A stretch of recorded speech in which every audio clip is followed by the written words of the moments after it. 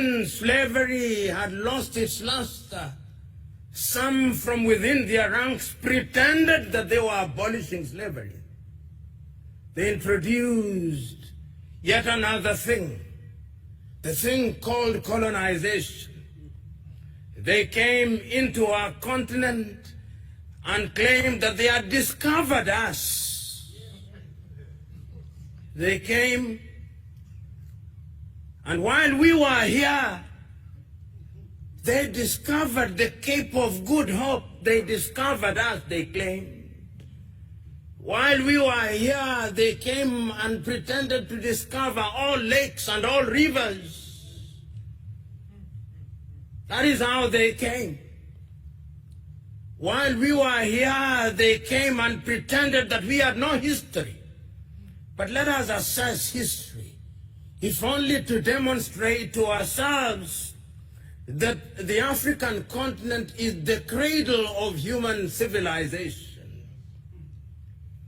You know, when Europeans were still living in caves, the Dogon in Mali had already recognized the stars. When the Europeans were still eating raw meat, the Africans had discovered fire. The Africans were the pioneers.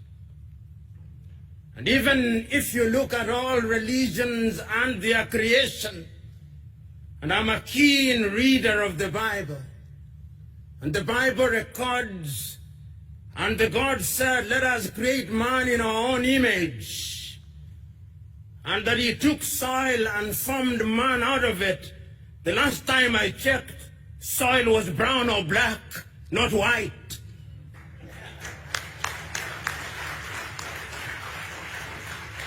And I can confirm that I checked this morning.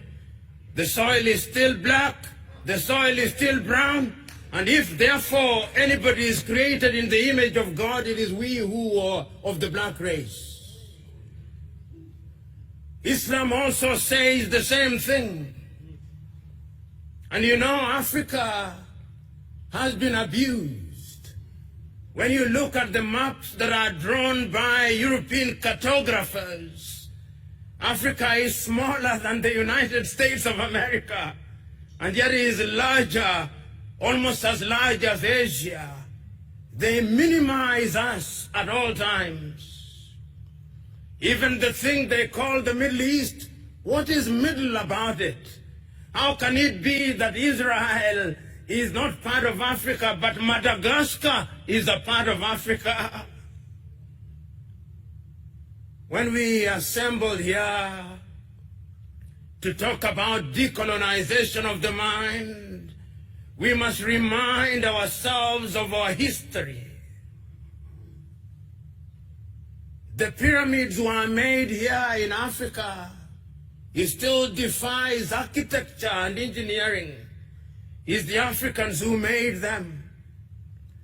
The walls of Benin, which are 4 times longer than the Chinese Great Wall, were here in Africa. The temples of Lalibela, which were dug out in Ethiopia out of the soil, were made here in Africa. The great walls of Monomotapa in Zimbabwe were made here in Africa. And when you go to the warriors of the world, the Monis or the Amazons of Dahomey were found in present-day Benin. King Zinga of the Mbanda, of the Batamba, was here in Angola. Africa is the cradle of human civilization. You know, as a young man, I read Ghana's Jody Graft's play, Muntu, in which he says in part, some things we know and some things we do not know. But this one we know, that Odoman Koma created the world, and that Odoman Koma is God, and that God is neither Christian nor Muslim nor all these things, because God is a spirit. And if he is a spirit, he cannot be all those things. Your own Desmond Mpilo Tutu writes in a book, God is not a Christian. And he is not. Even for those of us who are of the Christian faith, Christ was not a Christian. Christianity is a post-Christ religion. And you can see that God has been appropriated by civilization, and over the years they have been whitening God. When God was in the Middle East, even Christ was in the Middle East, he was not as white as he is now presented to us. They took Christ to the Greeks. They made him white, and they made him speak Greek. When they were tired with him, they took him to Rome, and they made him speak Latin. And when they had tired with it, they created a religion that they called the Roman Catholic Church.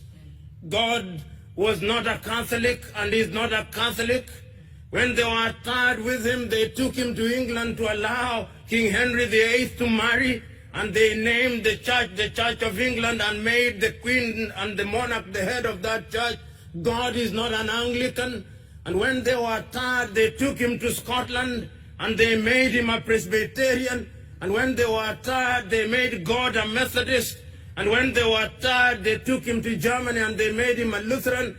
And when they were tired, they went to the United States, and they made him an Episcopalian. God is not all those things.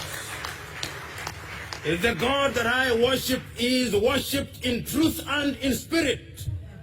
And let me tell you, throughout the ages, ask yourself a few fundamental questions. Despite the fact that they have done everything to erase Africans from the face of this earth, even in their own history, they acknowledge that all their great men came to Africa. Why? And what did they come to do to Africa? Socrates was in Africa. And when he came to Africa, he met Orunmila of the Yoruba tribe, who was a greater philosopher than him. Pythagoras was in Africa. What did they come to do to Africa? You pay homage where knowledge resides. Moses was in Africa and was born in Africa. What did he come to do in Africa? You pay homage where knowledge is. Muhammad was in Africa. Why do you come to Africa? You pay homage where knowledge is.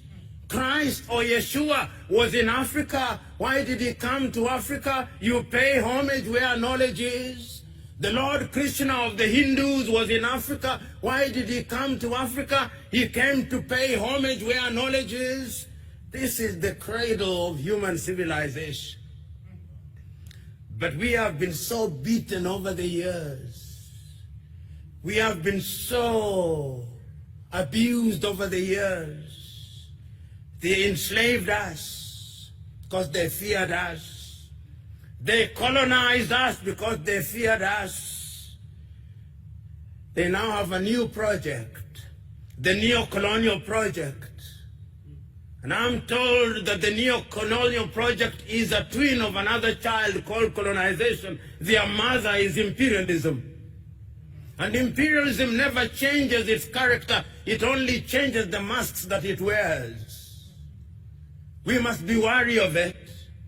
It is sad, when they came here and abused Christianity, they told us to close our eyes in prayer. And when we opened our eyes, the land had disappeared.